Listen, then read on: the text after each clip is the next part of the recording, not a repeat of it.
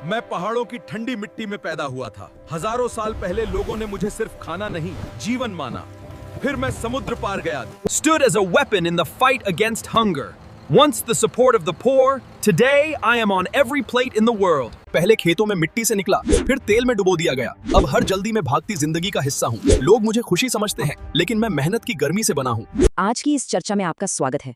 चलिए आज एक ऐसी चीज के बारे में बात करते हैं जो हम सबकी रसोई में हमेशा मौजूद रहती है, आलू। लेकिन आज हम इसे किसी साधारण सी सब्जी की तरह नहीं, बल्कि एक ऐतिहासिक पावर हाउस के रूप में देखेंगे। सच कहूं तो ये एक ऐसा सफर है जिसने बड़े बड़े साम्राज्यों को ऊर्जा दी और आज की दुनिया की जो पूरी जनसंख्यांकी है ना, उसे पूरी तरह से आकार दिया। अक्सर हम आलू को बस एक आम सी चीज मान लेते हैं, लेकिन आज हम ये समझने वाले हैं कि कैसे इस साधारण सी दिखने वाली फसल ने पूरी दुनिया का इतिहास ही बदल कर रख दिया। चलिए सबसे पहले एक बहुत बड़ी गलतफहमी को दूर करते हैं। हम में से ज्यादातर लोगों को लगता है कि आलू एक जड़ है, राइट?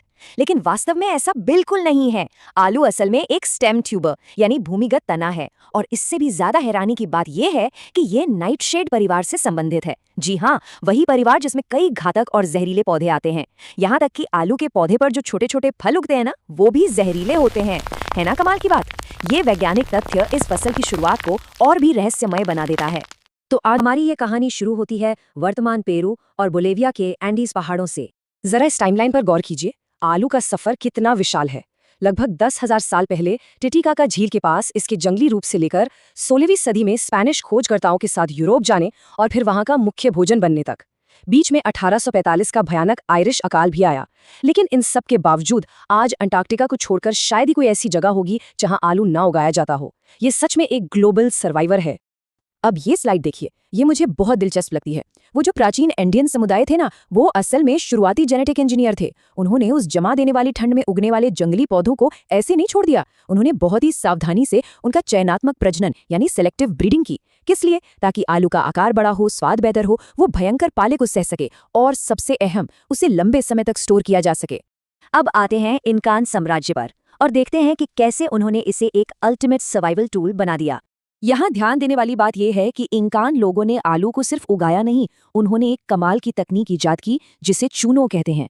चूनो मूल रूप से एक फ्रीज ड्राइड आलू है। सोचिए उस जमाने में इस तकनीक की वजह से इंकान साम्राज्य अकाल के समय भी टिका रहा और अपनी सेनाओं को दूर दराज के इलाकों में आसानी से राशन पहुंचा सका, क्योंकि ये चूनो सालों तक खराब नहीं होता था। और ये करते कैसे थे? बहुत ही स्मार्ट तरीका था। उन्होंने एंडीज की एक्सट्रीम जलवायु का पूरा फायदा उठाया। रात की उस जमा देने वाली ठंड में आलू पूरी तरह जम जाते थे और फिर अगले दिन की चिलचिलाती धूप में उनका सारा पानी सूख जाता था। बिना किसी मॉडर्न मशीन या बिजली के उन्होंने खाना प्रिजर्व करने का एक ऐसा तरीका खोज लिया जो आज भी हमें हैरान कर देता है। अब चलते हैं यूरोप, जहां इस आलू का स्वागत बिल्कुल भी अच्छा नहीं हुआ था।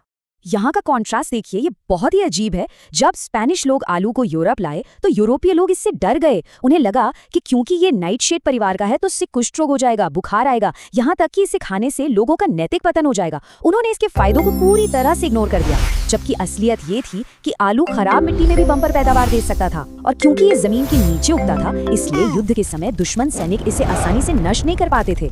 खंड 4, वैश्विक जनसंख्या वृद्धि को बढ़ावा। शुरुआती डर के बाद अंततः आलू ने यूरोप की पूरी तस्वीर ही बदल दी।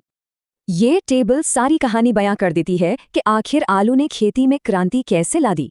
अगर आप प्रति हेक्टेयर कैलोरी आउटपुट देखें तो आलू किसी भी अनाज से कहीं आगे था। इसे उगाने के लिए कोई बहुत उपजाऊ जमीन नहीं चाहिए थी, और जैसा कि मैंने पहले बताया, ये जमीन के नीचे छुपकर मार्च करती हुई सेनाओं से भी बच जाता था। इस बेहिसाब कैलोरी आउटपुट का नतीजा क्या हुआ? आलू ने सचमुच पूरे यूरोप में जनसंख्या का एक बूम ला दिया। अब पेट भरने के लिए भरपूर खाना था, जिसका मतलब था कि आबादी तेजी से बढ़ी और लोग शहरों की तरफ जाने लगे। इसी शहरीकरण से वो वर्कफोर्स तैयार हुई जिसने औद्योगिक क्रांति को संभव बनाया। तो अगर सीधे शब्दों में कहें तो आलू ही वो ईंधन था जिसने यूरोप के औद्योगिकीकरण को रफ्तार दी।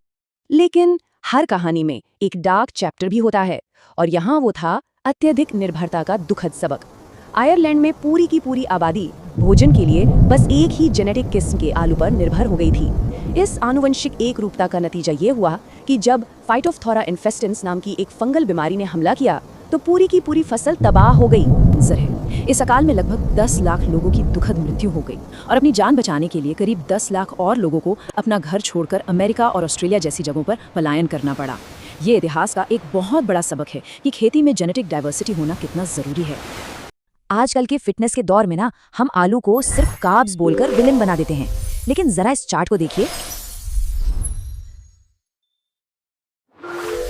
आलू में मुख्य पोषक तत्व carbohydrate, fibre, potassium, vitamin C और विटामिन B6 होते हैं। ये है कि आलू अपने आप में बिल्कुल भी बुरा नहीं है।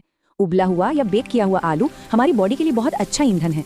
दिक्कत तो तब शुरू होती है जब हम इसे डीप फ्राई करते हैं, इसमें ढेर सारा मक्खन डाल देते हैं या इसे हेवी प्रोसेस करके चिप्स बना देते हैं। तो समस्या आलू में नहीं है, समस्या उसे पकाने के हमारे आधुनिक तरीकों में है। आज वैज्ञानिक आलू की ऐसी नई किस्में तैयार कर रहे हैं जो सूखे और बीमारियों को झेल सकें। तो ये सब जानने के बाद एक बहुत ही अहम सवाल दिमाग में आता है। एंडीज के पहाड़ों से लेकर औद्योगिक क्रांति तक हमारा साथ निभाने वाला ये प्राचीन आलू, क्या यही वो चाबी है जो हमें भविष्य के ग्लोबल फूड क्राइसिस और क्लाइमेट चेंज से बचाएगी? आप इसके बारे में क्या सोचते हैं? खैर, आज की इस चर्चा में हमारे साथ जुड़ने के लिए बहुत बहुत धन्यवाद। मुझे यकीन है कि अगली बार जब आप अपनी प्लेट में आलू देखेंगे तो उसके पीछे का ये शानदार इतिहास आपको जरूर याद आएगा।